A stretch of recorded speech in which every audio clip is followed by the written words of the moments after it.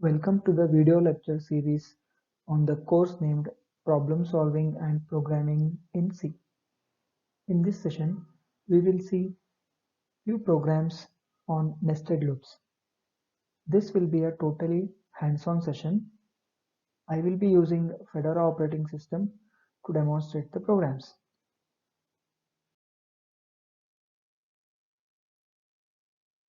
In the previous video, we discussed the first type of problems that can be solved using nested loops, that was generating the patterns. If you want to learn how to use nested loops to generate patterns, you can refer the previous video. In this session, I will be demonstrating the use of nested loops to solve some of the mathematical problems. This will be covered in this session. Let us get started. I will be writing programs for each of these problem definitions. As you can see, all three are mathematical in nature. The first problem that we will write the program is on multiplication table generation. So we will see how nested loops can be used to generate multiplication tables from 1 to 10. Later we will write program to print all the prime numbers from 2 to n. If you do not know what are prime numbers and want to know how to check whether a number is prime or not, you can refer my previous video on prime numbers. The third program that we will be trying to write is a C program to print Armstrong numbers between 1 to 1000. You might ask what an Armstrong number is. An n-digit number,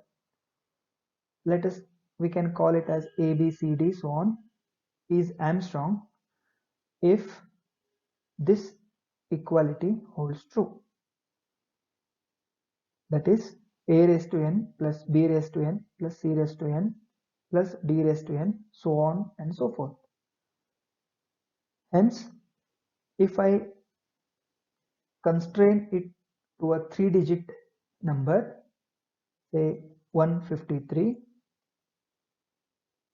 then if 153 is to become an Armstrong number, its sum of cubes of individual numbers should be the same number. It means 1 cube plus 5 cube plus 3 cube should be equal to 153. So if this equality holds true, then it is an Armstrong number. 1 is an Armstrong because 1 raised to 1 is 1. So such numbers are referred to as Armstrong numbers. So in the hands-on session, we will see how to check whether a number is Armstrong, and then we will see how to print the Armstrong numbers between some range. Now I'll be switching over to Fedora operating system and we'll be demonstrating all these programs.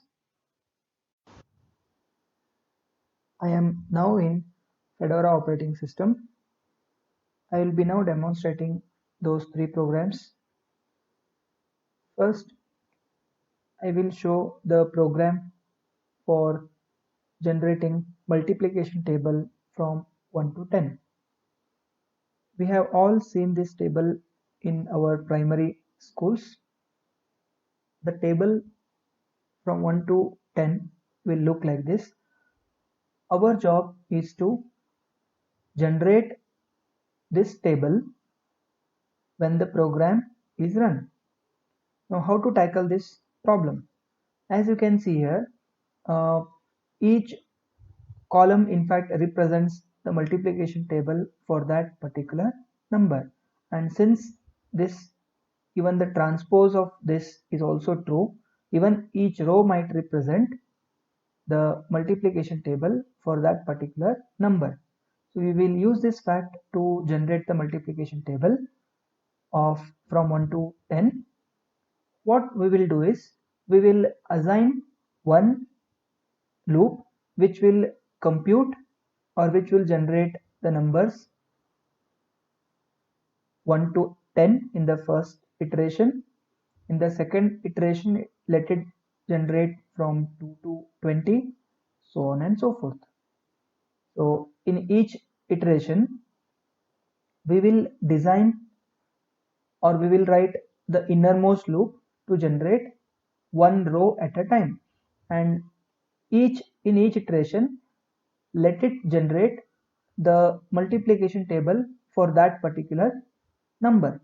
So if the innermost loop is executing ninth iteration, let it generate ninth multiplication table of 9, and let the outermost loop run for 10 times.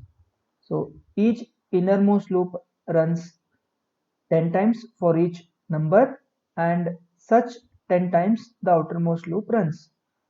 So for each one execution of outermost loop, innermost loop executes 10 times. We have already seen this fact in the previous video on working of nested loops. So you should be able to guess how many times this kind of nested loop works. You might have guessed it. For one execution of outermost loop, innermost loop executes 10 times. Hence, total number of times the nested loop gets executed is 10 into 10, because outermost loop is designed to execute 10 times. So 10 into 10 is 100. Having learned or having understood this mechanism, let us now try to write the program to print multiplication table. So I'm just going to name it as multiplication dot c or table dot c. I'll include all the necessary files. Since it requires the elementary multiplication, no additional header files are required. I'll take two variables to signify the iteration of I and nested loops. Then I will just provide the loop, for loop. I'll be using for loop. You can do it with any other loops also. Since I want to generate the multiplication table from 1, the initialization condition will be I equal to 1, and I want to stop the outermost loop when the I value reaches 10. So this will be my outermost loop. My innermost loop runs for 10 iterations, j++. Here the innermost loop should be or is designed to print the numbers which corresponds to the multiplication table for that number, and it produces the output for each row. Let us see how to do this. I'll just use printf, and you might notice here after each number, after 1, I have left a tab over here. So I will now use printf. It is also not only printing the value of j. I want to produce multiplication table which is cumulative in nature. So each row, after each row, after the first row, after it prints the multiplication table for 1, the second row should print the multiplication table of 2. So I should also take into consideration the current value of I, because in the first row the value of I would be 1 and j changes from 1 to 10. In the second iteration, the value of I would be 2 and the value of j changes from 1 to 10. Similarly, in the third iteration, value of I is 3 and j changes from 1 to 10. Like this, I keep on generating each row of the multiplication table. So I should write %d followed by a tab, and then I want the multiplication of I into j. So as explained just now, I represents the number for which you are computing the row, and j changes from 1 to 10 in each iteration. So in the first iteration of the innermost loop, it prints 1 because I will be 1, and in the next iteration j will be 2. It keeps on navigating like this. Then after it prints each row, I want to put the output in the next line. For this, I am going to use a new line, \n character. This is the program with which I can easily generate the multiplication table. Let me compile this program and run it.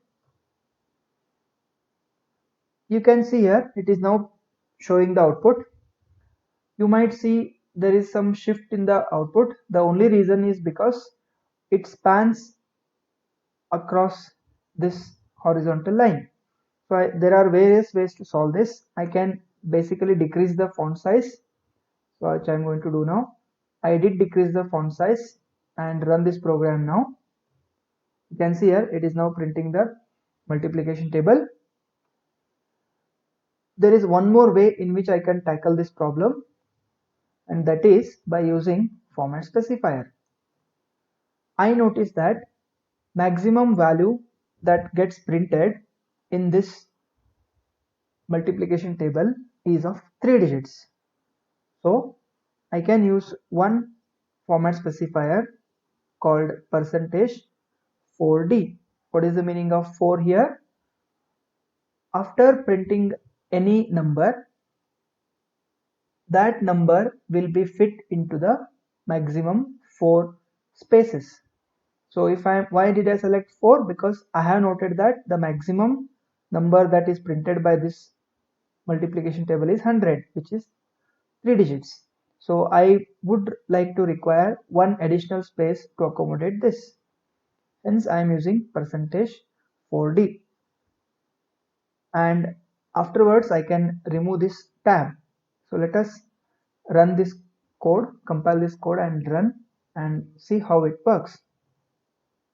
You can see here the first column is right justified, means it has each output has left 4 spaces, and inside it has left 4 spaces. It includes this number also. So except this number, it occupies 3 empty spaces. You can see here for 2-digit numbers, this is first 2 digit and this is next 2 digit. So this way of format specifiers are useful for easily aligning or justifying the output. I can also justify the output in another way, and that is, if you observe here, the output is right justified. What do you mean by right justified? The 1 appears in the right hand side of the space. So it has first left 3 spaces followed by that actual number. You can also see here after 90, it has left 1 space and 3 numbers. Why this has happened? Because 100 is to be fit into 4 spaces. Hence, what maximum space that is allowed that for 3-digit number is 1, provided you have specified 4. You can just observe what happens if I change it to 3. You can look at the output for 100. I will compile this now, run it. What you would observe is there is no space between 90 and 100. Why this has happened? The reason is because I have not specified in this format specifier 3D. 3 means at the max you allocate 3 spaces for 3-digit number, and since 100 is a 3-digit number, no other space remains. So that's the reason I specified one additional space. So this is how you can easily justify your output. Again, I'll revert it to the original setting. Now, as I was talking about justification, by default, all the output that is produced by the format specifiers like percentage %d, percentage %f, so on and so forth, the output is always right justified. What if I want to make the 1 stick to the left hand side? This we refer to it as left justified output. To do this, we need to specify the format specifier, the number of spaces, precede it with minus sign, percentage minus 4D. Now let me show you what happens when I compile this code. As you can observe here, 1 is attached to the leftmost side, and after the number it is showing 3 spaces. Same thing also happened with this. After 90 there are 2 spaces, and after 100 there will be 2 spaces. This is how it is to be interpreted. I hope this is clear. By default, the output is always right justified. To enforce left justification, you just need to introduce minus sign before the format specifier. This D is referred to as a format specifier, and 4 signifies how many spaces that digit or the number can identify or it can accommodate. You can also use 4.2 or decimal notation for this, but for using decimal notation we don't use D, we use F or LF, because F and LF are for real data. This is the program. Now what if I want the output in this fashion, the way we used to write multiplication table during our school days? 1 into 1 equal to 1, 2 into 1 equal to 2. You can try this as an exercise. You can as well modify the program that is shown here. You can modify this program and try to get the output in this fashion. Let me know if you have any queries regarding this. We will now move on to the next program. The next program was to generate prime numbers from 2 to n. For this we need to know how to check whether a number is prime. This is already discussed in the previous video. You can just have a look into that video if you do not know how to check whether a number is prime. So let me try to write the program. First we will try to write a program to check whether a number is prime. So quickly I will type that program. In fact, this was given as a suggested activity to try out the program. So here I am giving you the solution for that problem to check whether a number is prime or not. Int main, let me take I equal to 2, or let me initialize it to default value 0, and flag. Our assumption of flag being 0 means it is prime. Next, printf, enter the value of n, scanf, percentage %d, ampersand n. I can use any of the loop. I am using for loop for checking the prime. So I'll start from 2. I will navigate I till it is less than or equal to n by 2. I can also use square root of n. I had asked you to identify the time that it takes if I modify the test condition from I equal to I less than or equal to n by 2 to n minus 1, or using square root of n. So in this case I will use n by 2, because the program that I discussed on loops to check whether a number is prime or not, I had used n by 2. So I'll stick with that. Next, I will check whether n mod I, if any of the numbers from 2 to n by 2 divide n completely, it means our assumption of that number n being prime is false. So I will set it to 1. So 0 means that it is not it is a prime, and flag equal to 1 means that it is not prime. So I need not have to check for next number. I can come out. So after the end of the loop, I can print percent if based on the value of flag. If flag equal to 1, I know that the number is not prime. Percentage D is not prime. This is N, else the number is prime, means flag would not have changed its value, so I can print is prime. So this is my program to check whether a number is prime or not.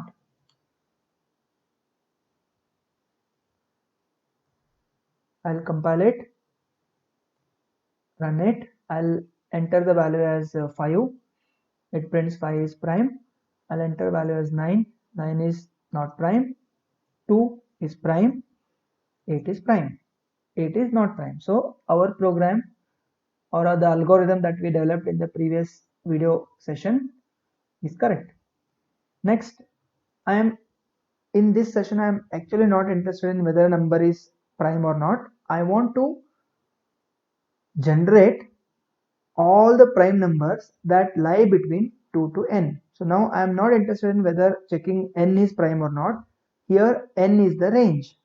And what do I mean by that? Let me erase this. Suppose I enter n is say 15. So my range becomes 2, 3, 4, 5, 6, 7, 8, 9, 10, 11, 12, 13, 14 and 15. So my range given the value of n as 15 is 2 to 15. So I want to print all the numbers which are prime which lie within this range. So you might just guess 2 is prime. So I will mark it with a different color. 2 is prime, 3 is prime, followed by 5 is prime, followed by 7 is prime, 11, 13. These are the prime numbers which are within this range. So I am interested in generating this output.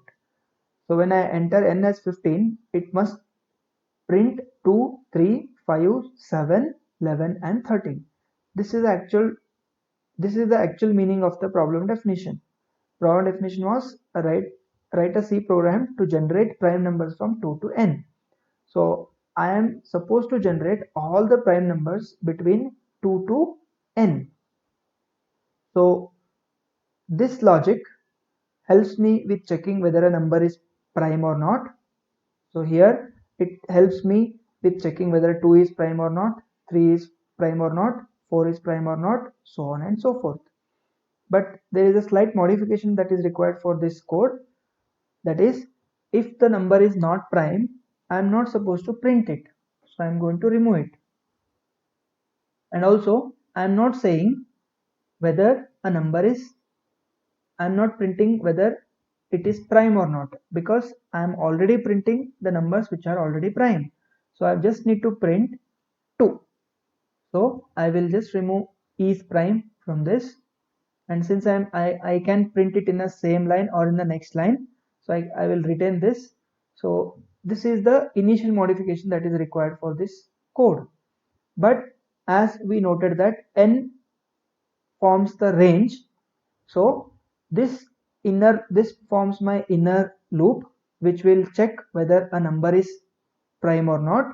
And on top of this loop I have to write a loop which navigates all the numbers from 2 to 15. 2 to 15. So what I will do is I have to use to solve this problem the nested loops. So I'll create one more variable called j.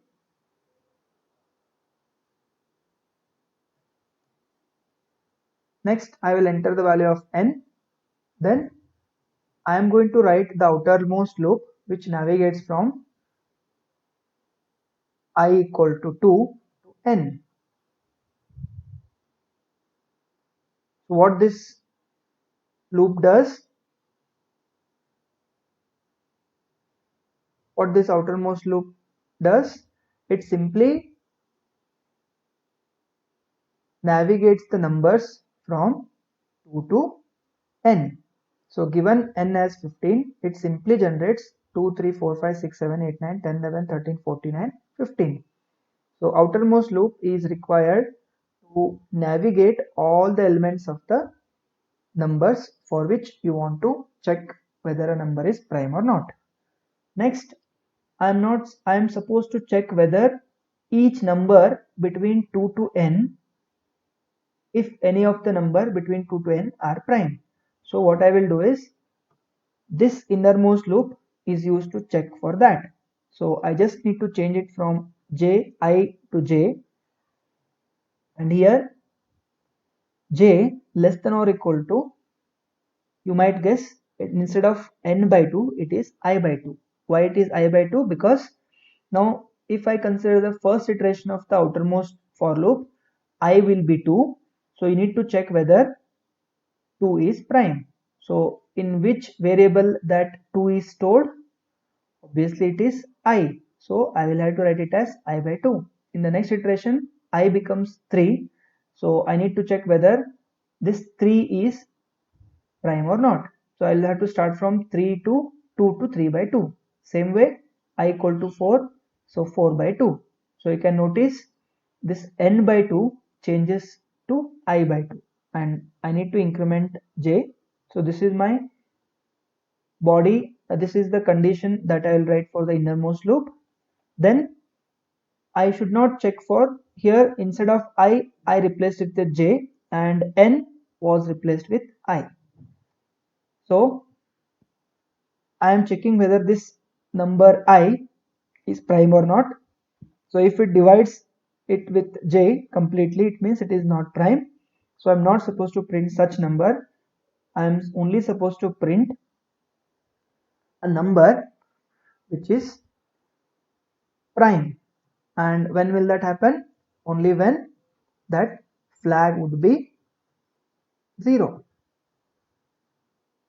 Only when the flag is 0, the number would be prime.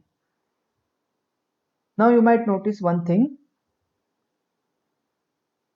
Suppose say take the input as n as 15, and in the first iteration of the for loop I will be 2, j will be 2. So obviously j I is prime because 2 is prime. So this condition never becomes true. So flag will never be set to 1.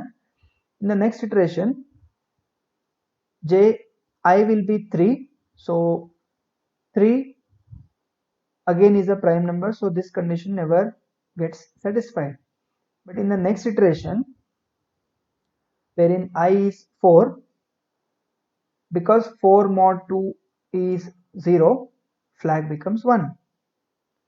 So what happens? Remember, this condition is part of the outermost loop. So my outermost loop ends over here. So what happens? Now flag is equal to 1. So it will check whether flag is equal to 0, which is not true. So flag is set as 1. So of course that number will not be printed. In the next iteration I becomes 5 and I 5 is a prime number. Just see what happens here. Now the flag value is already set to 1, but since it is a prime number, this condition never gets satisfied. So according to us, the flag equal to 0 should be true. But what has happened? In the previous checking, flag has already been set to 1. So 5 will not be printed as prime. So what I will do is, I will run this program. This program is still not correct. I will show you what is the problem. So I'll enter it as 15. You might see it is simply printing 15 all over.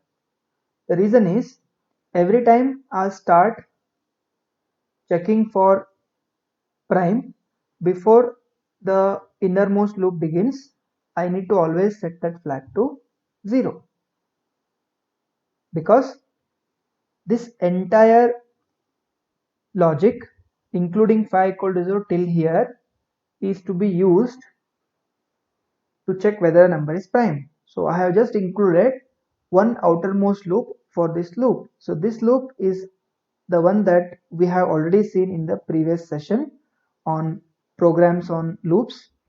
I have just included additional for loop, which forms the outermost loop. Let me now run this. I am entering 15. It is printing all numbers as 15. Again, you might guess why it is happening. The reason it is happening is because I am printing the value of n. I am not supposed to print the value of n, rather I am supposed to print the value of the I, which is a prime number, or which might not be a prime number. So I'll change it to I, and also I will try to comment this and show you the actual problem with this code. I'll clear this screen, run this, enter the value of n, 15. You might see it prints only 2 and 3 as prime, and after 2 and 3, 5, 7, 11, 13, they are of course prime, but they are not printed as prime. What is the reason? As already stated before, the reason is once the flag becomes 1 here, every time I need to reset the flag to 0, because every time I check whether I is prime or not, my assumption will always hold true that I is prime. But here once I set the flag to 1, if I don't reset it again in the next iteration of I, it always, this condition, which is flag equal to 0, always fails. I hope you got the point.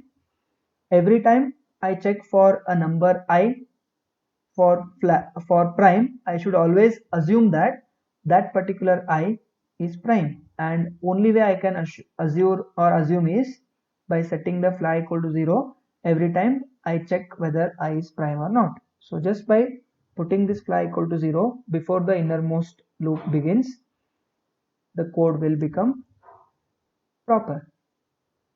So I'll enter 15. So now you can see it is clearly printing 2, 3, 5, 7, 11 and 13, which was the actual value we were expected from this program execution. So you can easily enter any large value of n, it can quickly print the prime numbers. So I'll enter say n as 100. You can see it has quickly printed all the prime numbers. You can also try modifying this program to print the count of prime numbers from this range. What do I mean by that? Now the program prints all the prime numbers between 2 to n. So suppose if n is 15, it prints 2, 3, 5, 7, 10, 13. Now I also want to print the count. What do you mean by count? How many prime numbers are there between 2 to 15? 1, 2, 3, 4, 5 and 6. So it should print 6. Just think of the logic that can implement this modification. Try this again as an exercise and let me know if you get any doubts. Now we will move on to the next problem definition, that is to check whether to generate Armstrong numbers between 1 to 1000. So before that we will see the program that generates Armstrong. So what is an Armstrong number? As it is clear from the problem definition that a number is Armstrong if its individual powers, sum of individual powers to the raised to n, if that is equal to the same number, then it is an Armstrong number. So if I consider 3-digit number 153, so that 153 should be equal to 1 cube plus 3 cube, 5 cube plus 3 cube. 1, if I consider 2-digit number say 51, so 5 square plus 1 square should be equal to 51. If that is the case, then it is considered as a Armstrong number. So let me write a code which checks whether a number is Armstrong or not. If this code is correct, I can go ahead with generating the Armstrong number. So I will again start with the logic. So I'll take it as 0. I will check whether n is Armstrong or not. Printf, enter the value of n. So I want to check whether n is Armstrong or not. Scanf %d ampersand n. So number is Armstrong. So first I need to identify how many digits are there in this number. How many digits are there in this number? So what is the way to identify how many digits are there in this number? You can find a logic which extracts the number of digits and keep on counting it. Or so this problem can be tackled in this way. Suppose I enter 153. My first task, because I need to first check it is 1 raised to 3. I need to check this equality 1 raised to 3 plus 5 raised to 3 plus 3 raised to 3. Suppose I am given with a 2-digit number. I need to identify 8 square plus 9 squared. What if I am been given with say 4-digit number? I'll have to find 1 raised to 4 plus 6 raised to 4 plus 4 raised to 4 plus 2 raised to 4. So here the challenge is identifying the number of digits in this number. There is one way to identify this, that is make the program extract individual digits and then count it. One such logic which can be written here is, assume that n is a number. So I will navigate this loop till n is not equal to 0. Then I will simply run this program till n becomes 0. So what do I mean by that? Let me come back to these numbers again. I'll write them in the same line.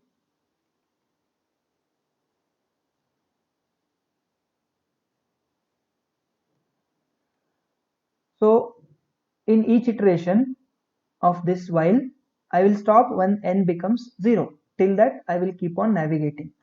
So what I will do is I will write n equal to n by 10. Why n by 10? It will truncate the least significant digit. So when I write 153 equal to, in the first iteration what happens? 150. So let me write this code again full.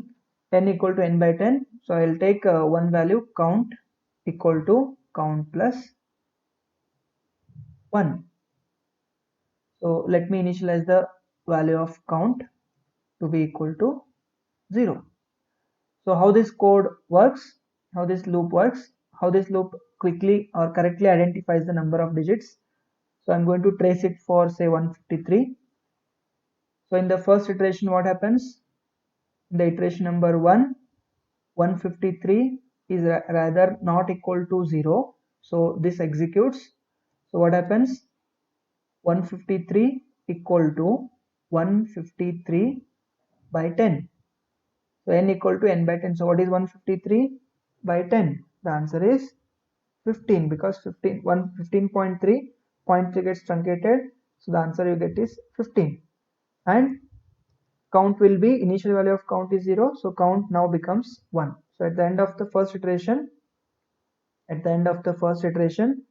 what is the situation?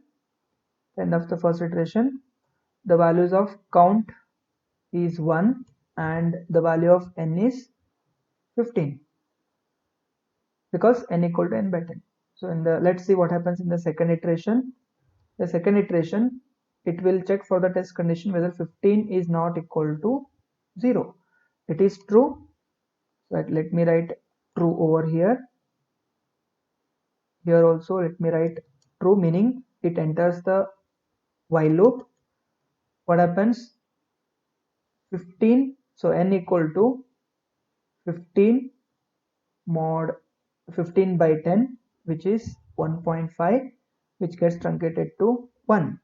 So n is now 1, and count becomes count plus 1, which is 1 plus 1, which is equal to 2. Here 0 plus 1 equal to 1. So at the end of the second iteration, what I observe is count is 2 and n is 1. Will it have third iteration? It will have, because 1 is actually not equal to 0, which is true. So what I will do, I will have the third iteration. So n becomes 1 by 10, which is 0.1, which if the fractional part gets truncated, it becomes 0. Next, count will be equal to 2 plus 1, which is 3. So at the end of my third iteration, the values of count is 3 and n is 0. So will it have fourth iteration?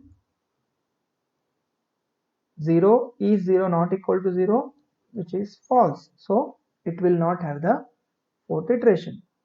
So I have got the value of count as 3. So how many digits are there in this number? 3 digits, and I got the value of count as 3. You can check this same algorithm or this logic whether it works for 89 and 1642. So if you trace it like this, you will find that it indeed finds the number of digits in this particular digit. Of course, you can use the same logic to identify the number of digits. There is also one more mathematical trick we can follow, and the trick is to quickly identify the number of digits of any n digit number. You just need to perform log 10 of that number and subtract 1 from it.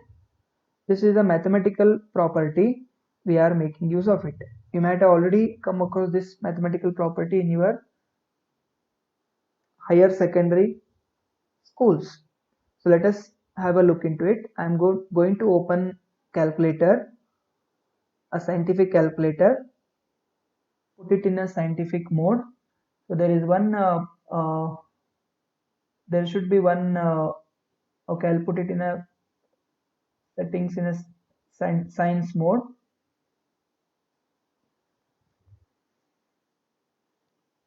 I will choose this log button, which represents logarithm to the base 10. So I'm going to enter this 153 log of it. So what do I get? 2.1. I think I need to add 1 to this. I got 3.184, and if I only consider if I truncate the fractional part, what I get is 3. So I think it should be plus 1, sorry, should be plus 1. So to quickly extract the number of digits in a number, given number n, I just need to perform log 10 for that number and add 1 to it. Let me see whether this is true for the number 1642. I'll again switch to the calculator. I will now type in 1642 log plus 1. What I got is 4.215 something. So if I truncate the fractional part and store it only as an integer, it only stores 4. Hence, this equation again holds true. I can now check it for 89. Let's do this. I'll enter 89 and enter the log. So I got 1.1949. To this you add 1 to it. What you get is 2.949. So if you truncate the fractional part, what you get is 2. I hope this is clear. So to quickly extract number of digits of a given number, just take the logarithm of that number to the base 10 and add 1 to it. So these two, either of these two logic I can use. I can either use this logic to find this is more of a elementary logic. This also finds the number of digits of a given number. and this equation also finds the number of digits of the given number. So I will use this to extract the number of digits. What I require is number of digits. So I initialize the number of digits to 0. So here I will calculate number of digits equal to log 10 to the log 10. So for this I require math.h header file. Then I just add 1 to it. Next, I need to compute 1 cube. So assume that is 153. I need to compute 1 raised to 3 plus 5 raised to 3 plus 3 raised to 3. So why I extracted the number of digits is because for each individual digits I need to raise that to that particular number of digits. So I first need to extract each digits of this number and then raise it to the number of digits and sum it. So again I will use while, again n not equal to 0. So I am again taking individual digits, so I require sum for it. I want sum as well as remainder. What I'll do is I will first take the remainder n mod 10 r equal to n mod 10, n equal to n by 10. Then I will store the sum as sum equal to initial value of sum and r, let them be zeros.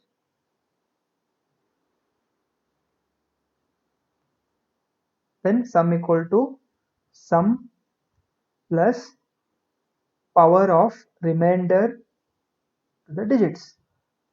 This I will do till all the number is till the number becomes 0. So let us see how this program can be traced. So I'll erase everything, paste it here, paste this condition. Now let us trace this number for 153.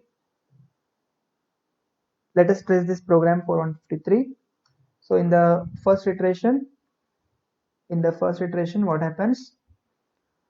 Since 153 is not equal to 0, the condition is true. So what happens? I am writing remainder equal to 153 mod 10, which is 3. So remainder is 3. Then n equal to 153 by 10, which is 15. Then sum equal to, the initial value of sum is 0. So it is 0 plus, what is 3 cubed? It is, so POW R comma digits is already 3 because we have already seen it in the previous calculation. So it is 3 raised to 3. So 3 raised to 3 is 27. So sum will be equal to 27. So at the end of the first iteration,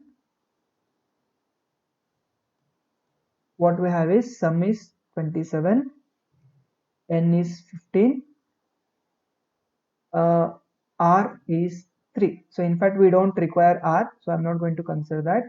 In the second iteration,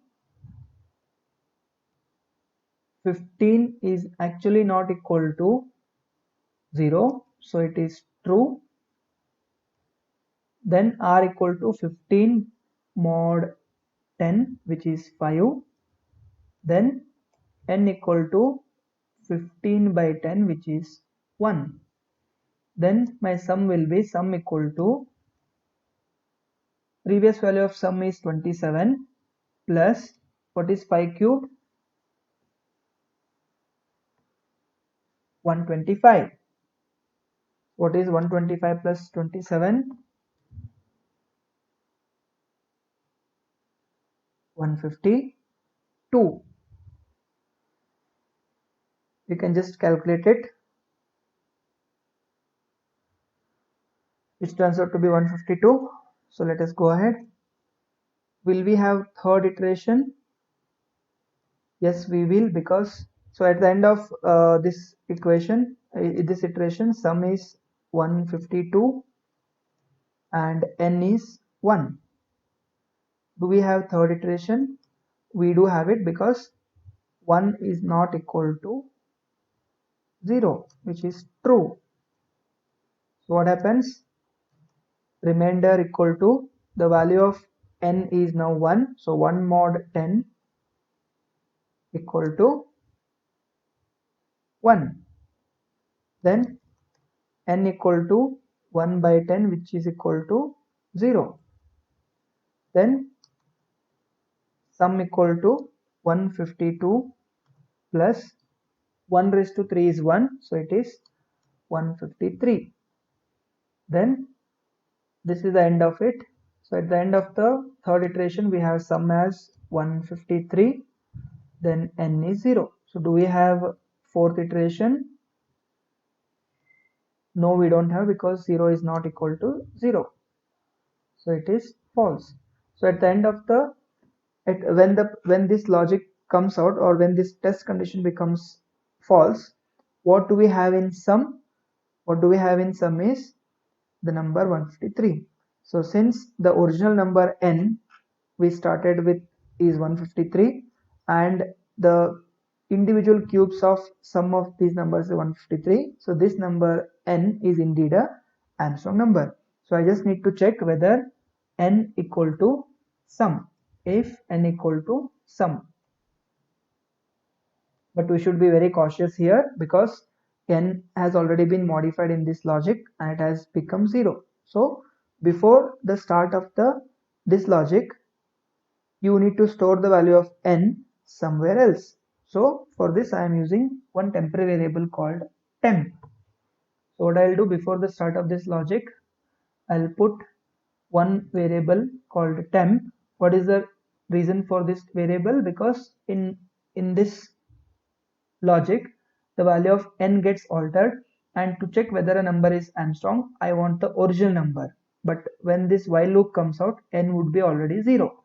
So I would store this in a temporary variable called n, and after the computation, I'll again restore it back. Then I will go ahead and check if n is equal to sum. If this is true, you can print percentage %d is an Armstrong number.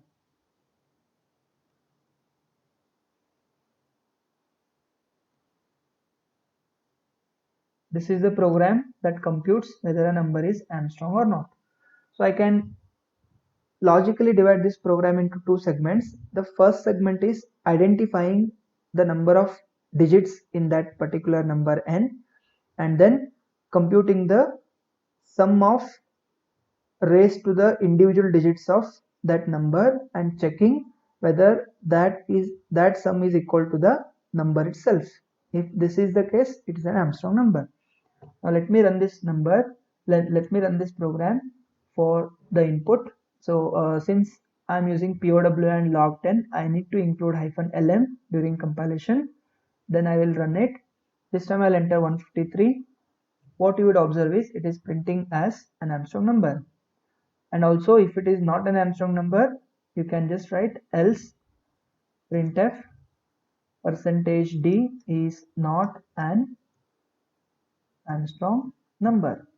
So here I am printing that number is not an Armstrong. So I will again compile it, -lm, run it. This time I will enter 152. As you can observe here, 152 is not an Armstrong. What about 1? It is Armstrong. 142, some random number, is also not an Armstrong. So this is the program that checks whether a number is Armstrong or not. But we are really not interested in this program in this session. What we are interested here is the program that generates an Armstrong number from 1 to 1000. So all this code should go as an innermost loop. So this while becomes innermost loop for the outermost loop. So outermost loop So this n will be the now range from 1 to 1000. So if I enter n as 1000, it should take it, because my program already fixed the range as 1 to 1000. So there is no input for this program. So let me directly take n as 1000 based on the problem definition. Next, I will write one for loop wherein I'll start from 1, I'll navigate till 1000. This is because to navigate or to check whether are there any Armstrong numbers between 1 to 1000. Next, here instead of as we did for generating prime, this n now becomes I. So I will extract the individual digits of that particular number, ith number, and here also wherever n is used, change it to I. This is in accordance with the problem definition for generating prime. The same thing we did there. So I'm just going to correct some indentation, then I'm going to modify the entire program. So wherever n is there, that n is now replaced with I, because we are checking whether that ith number is Armstrong or not. I equal to I by 10, then this thing will not change. And also at the start of every iteration, you need to also make sum as 0, as well as you need to make sum as 0, because otherwise sum becomes cumulative. The same problem that we faced in the previous program of generating prime, where flag was 0, it was made 0 before the start of the loop. So this is my program. And also I'm not interested in printing here. Also it should be made as I'm not interested in printing whether the number is Armstrong or not, because I am supposed to generate Armstrong numbers only. So I'm just need to print this number which is Armstrong if I equal to sum, and also I will print it as I and replace this n with I, and I don't want else part. Then end the outermost loop. This is how the code looks like. Let us relook into this modified code. I have taken n as 1000 because of the problem definition. I require digits, sum, remainder, as well as temporary. Outermost loop navigates all the numbers from 1 to 1000, and for each number from 1 to 1000, I am going to check whether that number, which is I, is a Armstrong or not. So I am computing the number of digits for that particular number I, then storing it in the temporary variable and checking whether that I will extract the individual digits and then the remainder of that particular number and sum it up, and then raise to the, for each individual digits of that number I will raise it to the number of digits. So at the end of this loop I will get the sum, and if that sum is indeed equal to the original number I, it means that that number is Armstrong number. So I'm going to print it here, otherwise I'm not going to print it. So this entire code prints only the Armstrong numbers between 1 to 1000. So let us run this code.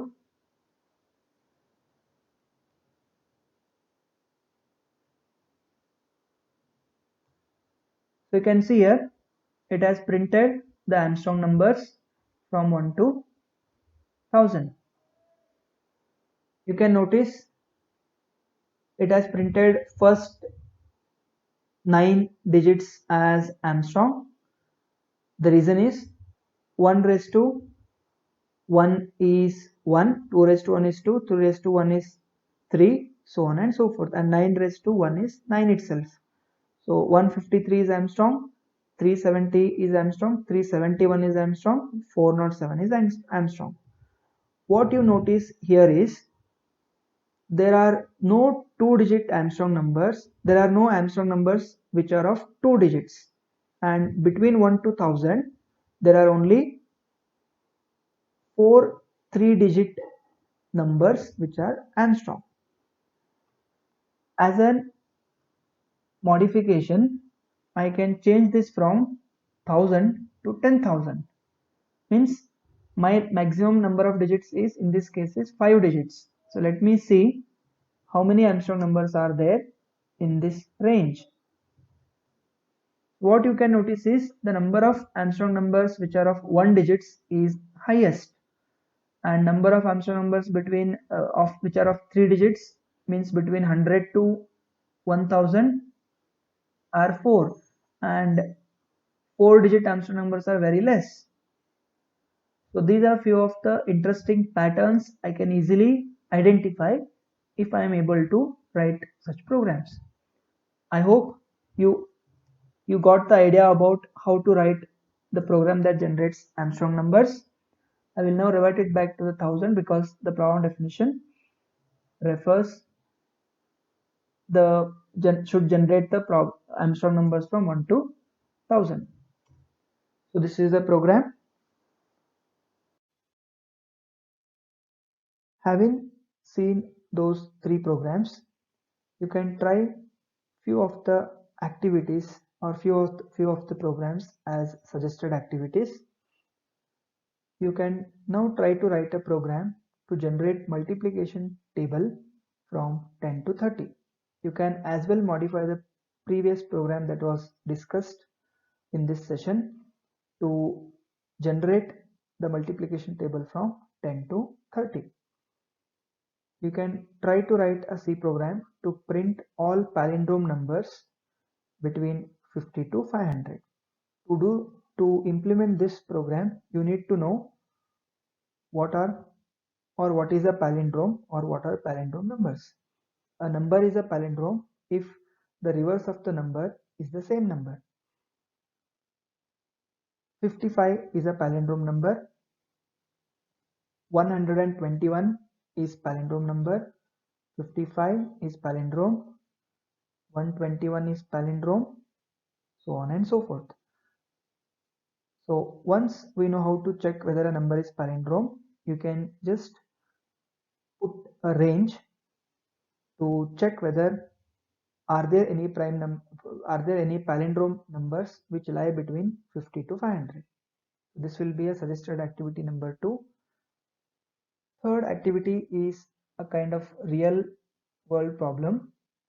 You are supposed to write a C program to read the marks scored by n students of a class in 6 courses in an internal assessment test and print average marks scored by each student. What you are supposed to do in this program is you need to read the value of n. First read n, then for each student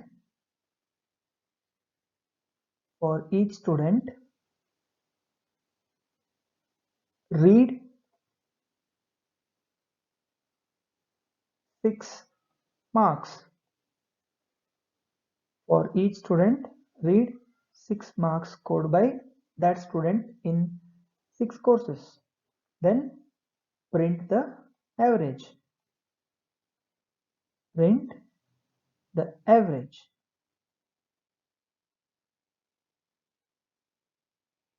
Print the average marks scored by that student in that particular internal assessment test.